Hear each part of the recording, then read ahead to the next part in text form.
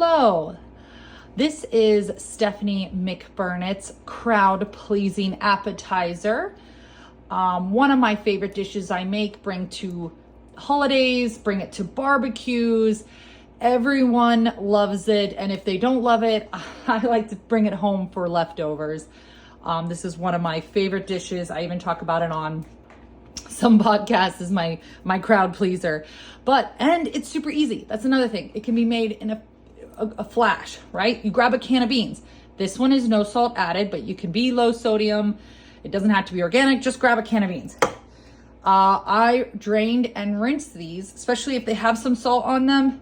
Just make sure you rinse them and drain them in a colander and pour on in. Always start with beans, right? You got to have that base.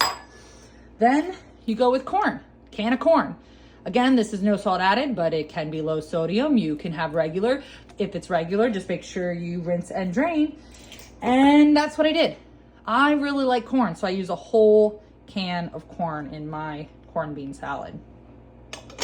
Next, bell pepper. You can use any color. I have a bunch. There's orange, green, yellow over there, but I used red today, chopped it up. And you can even buy chopped bell pepper at the store. I chopped this one up, but you can buy it already pre-chopped to make it even faster, right? Then we go with a small red onion. Some people don't like onions, right? Don't add, either don't add them or add less. I really like red onions, so I added a bunch. This is a small red onion. But again, you can change it to your taste. Then cilantro. Some people don't like cilantro. I tend to love it. So this is a very hefty 1/4 cup chopped. You can add parsley if you like parsley, or you can leave it out. You can add scallions. Again, the good thing about this recipe is you can add tomatoes, add different color bell peppers, really, whatever you really like, but it looks just beautiful. So we have this. Next on our recipe is a teaspoon of oregano, right? So this is our base. And then again, this outside is kind of like here's my oregano, teaspoon. I like it a lot, so I went hefty. Kind of went with a teaspoon of that. Next, I'm going with cumin to add kind of like another alternative like flavor. Just kind of really kicks it up a notch, I think. Kind of go there. Perfect. Then we're gonna go with some lemon. You can go with a real lemon, right? I'm going easy. I just have lemon in my, lime in my fridge. You can go with lemon too. I like a little lime zest because it's more of a Tex-Mex flavor, but you can also do lemon. So this is I'm gonna do 2 tablespoons. And if you think it needs a little more, you can always add more. Then I add a little bit of maple syrup, a little bit of sweetness. Now I have a lot of corn in my recipe, so I add a tablespoon of maple syrup. So I don't need too much sweetness, but I still like a little bit here and there.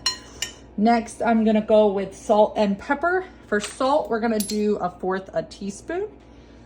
Now remember, my beans and my corn did not have salt added, so I may have to go back and add a little bit more salt if needed, okay?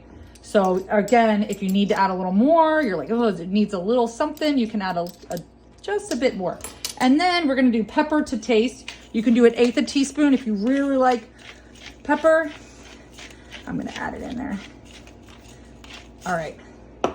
Again, this is a beautiful salad. Can go with really any meal as an appetizer, right? You got little chips and salsa here. It has beans. I've been known to put this in a hot dog bun as my main course. As a side, I top a salad with it. So this is just so good, so easy. Again, you can make this in the beginning of the week and then close it up. That's why I like these little glass ones.